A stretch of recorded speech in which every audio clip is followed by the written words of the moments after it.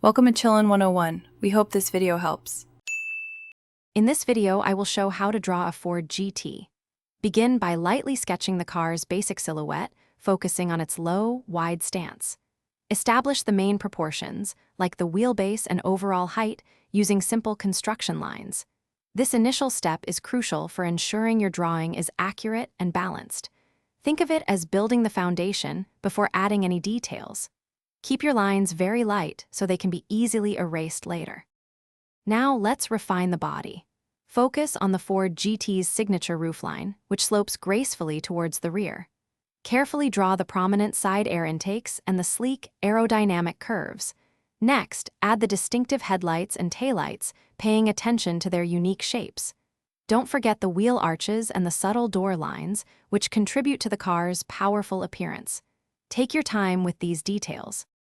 Moving on to the wheels, draw them with careful attention to perspective, making sure they look round and properly aligned. Include details like the brake calipers and discs to add realism. For the tires, give them some thickness and tread. If any interior elements are visible through the windows, such as the dashboard or seats, sketch them lightly. These small touches can significantly enhance the overall depth and authenticity of your Ford GT drawing.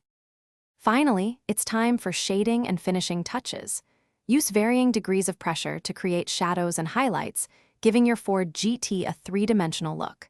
Pay attention to how light interacts with the car's curves and angles. Add reflections to the windows and body panels for a realistic sheen. Carefully erase any remaining construction lines and refine your outlines to make them crisp and clean. Your Ford GT drawing is now complete. Thanks for watching. Consider subscribing if we helped you.